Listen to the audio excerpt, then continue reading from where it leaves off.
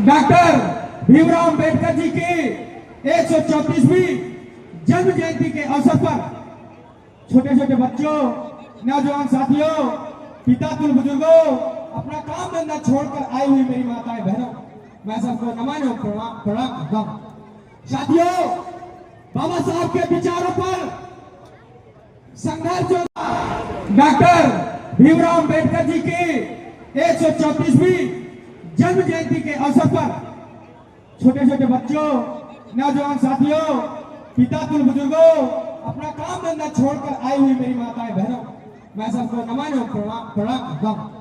साथियों, बाबा साहब के विचारों पर संघर्ष पढ़े लिखे लोग भी गुलामी में मस्त है। उन्हें इस चीज की फिक्र नहीं है कि हमारे महापुरुषों का आंदोलन क्या था, महापुरुष किस लिए कुर्बानी दिए। आज सब लोग अपने बीवी बच्चों में मस्त हैं। साथियों, बात बुरी हो सकती है, लेकिन एक बात याद रखिएगा, आप चाहे राष्ट्रपति से लेकर प्रधान से लेकर राष्ट्रपति बन जाइए और पार्टी का कर्मचारी से लेकर डीएम तक बन जाइए, प्रतिदिन इस जिले में कोई घटना ना दिखाता हो, लेकिन आप मेरी फेसबुक को देखिए, मैं प्रतिदिन की घटना डालता हूं कि बड़े से बड़े अधिकारियों के साथ भी जातिवाद छुआछूत भेदभाव होता है, उनका शोषण, सामाजिक, आर्थिक, मानसिक शोषण किया जाता है। वह फिर भी हमारे लोग अपनी हरकतों से बाज नहीं आ रहे। आज अम्बेडकर छुआछूत भेदभाव जैसी घटनाएं या जनपद चित्रकूट या पूरे देश में कई घटती है, तो क्या इस तरह को उसका विरोध करने के लिए आपको एकत्र होना चाहिए कि नहीं? होना चाहिए।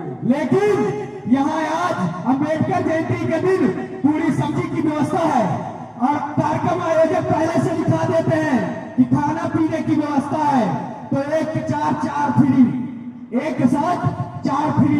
लेकिन साथियों, इससे मिशन पूरा नहीं, ये मिशन था ही नहीं। खाकर भूलकर घर चले जाने का मिशन नहीं था, मिशन था बराबरी में आने का, एक साथ पढ़ने का, एक से लिखने का, एक साथ बोलने का, एक साथ संघर्ष करने का और समाज में समानता का मिशन था।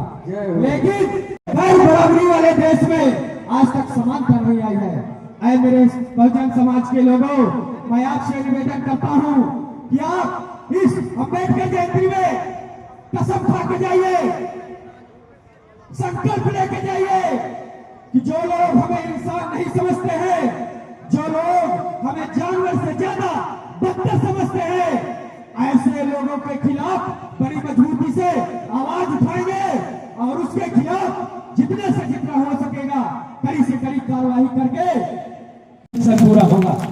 साथियों, बहुत वक्त है, लंबे लंबे शायरी मारे चले गए, मुझे 50-100 शायरियां याद है, लेकिन मैं चाहता हूं कि शायरी से अच्छा मैं उस बात को बताऊं जहां पर मेरे बाबा साहब के मिशन को रोका गया। साथियों, पहली बार बाबा साहब भीमराव अंबेडकर जी को दलितों का प्रतिनिधित्व करने के लिए जब गोलमेल सम्मेलन 21 में हुआ था, तो बाबा साहब ने इस समाज के लिए 2 वोट का अधिकार मांगा। लेकिन जातिवादी मानसिकता वाले लोगों के पेट में दर्द होने लगा और ये समाज को क्या गारंटी है कि जो आज मेरे समाज के साथ तुम जानवरों के जैसा भेदभाव करते हो, तो अगर 2 वोट का अधिकार मिल जाएगा, अगर 1 ही वोट का अधिकार रहेगा, तो आने वाले समय में तुम उनके साथ जातिवाद छुआछूत भेदभाव करोगे कि नहीं, इस बात की कोई गारंटी नहीं है। तो बाबा साहब 2 वोट के अधिकार के लिए अडिग रहे, संघर्ष करते रहे।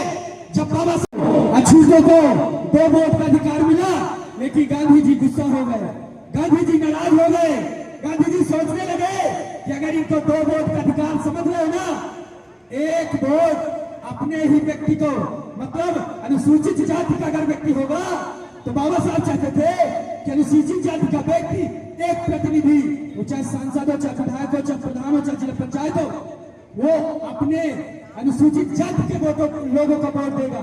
और 1 वोट का जो अधिकार था, किसी में कामयाब हो गया, तो 2 वोट के अधिकार अधिकार से ये अपने 2 नुमाइंदे जिता लेंगे, और जो 2 वोट के अधिकार से 2 नुमाइंदे जिताएंगे तो फिर ये सत्ता में आ जाएंगे, तो फिर हमारी गुलामी कौन करेगा, हमारे खपरा को छाई, हमारे घर के लिपना पपना को करेंगे। इस बात का उनको डर था साथियों, ये बहुत बड़ी बात बता रहा हूं।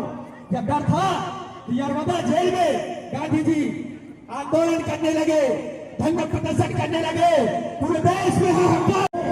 एक समझौता हुआ जिसका नाम था पूना पैक्ट, और पूना पैक्ट में जो समझौता हुआ उसमें हमें एक ही वोट का अधिकार मिला, लेकिन हमारे अनुसूचित जाति के लोगों के लिए कुछ आरक्षित सीटें मिली, नौकरियों में कुछ आरक्षण दिया गया, जिस बदौलत से आप जैसे अधिकारी कर्मचारी, मैडम जी, सर जी, आप जैसे अधिकारी कर्मचारी चुनकर आए हैं, तब जाकर के आज वीआईपी सोफे में बैठने का मौका मिला है। यह बात बाबा साहब ने हमारे ऊपर उपकार किया है, लेकिन हम आज बाबा साहब को भूल गए हैं। जब पूना पैक्ट हुआ, समझौता हुआ, तो बाबा साहब ने कहा कि अब रानी के पेट से राजा नहीं पैदा होगा, अब रानी के पेट से राजा नहीं पैदा होगा। ये मेरा भोला भाला समाज, ये मेरा सीधा साधा समाज तय करेगा कि राजा कौन बनेगा, और वोट के अधिकार से रानी के पेट की बाबा साहब ने नसबंदी कर दी, और जिस दिन से वोट का अधिकार मिल गया तो रानी की पेट की नसबंदी हो गई, और रानी के पेट से राजा पैदा बंद हो गया। और समाज शिक्षित भी हो रहा है, संघर्ष भी हो रहा है, कर रहा है, और संघर्ष भी कर रहा है, लेकिन आज जो बाबा साहब चाहते थे उस हिसाब से संघर्ष नहीं हो रहा है, उस हिसाब से संगठित नहीं हो रहा है। तो मैं चाहता हूं कि सब एक दूसरे के गिलवे शिकवा भुला करके हम एक प्लेटफॉर्म में एक आवाज में आवाज बन करके अगर हम लोग अन्याय अत्याचार के खिलाफ आवाज बुलंद करेंगे तो निश्चित रूप से जो लोग हमें आज भी जानवर समझते हैं उनके मुंह में तमाचा मारा जाएगा, उनके मुंह में तमाचा मारा जाएगा। साथियों, अगर आज मैं इस तरह के कपड़ा पहने हूं तो बाबा साहब की देन है, और बाबा साहब की मुझे एक पंक्ति याद आ रही है। सब लोग बोलते हैं, मैं भी वही बात बोल रहा हूं कि ये रुतबा मेरे सर को तेरे संविधान से मिला है, ये सम्मान भी मुझे तेरे संविधान से मिला है, औरों को जो मिला होगा मुकद्दर से मिला होगा, ये मुकद्दर भी मेरे बाबा साहब तेरे संविधान से मिला है, तेरे संविधान से मिला है।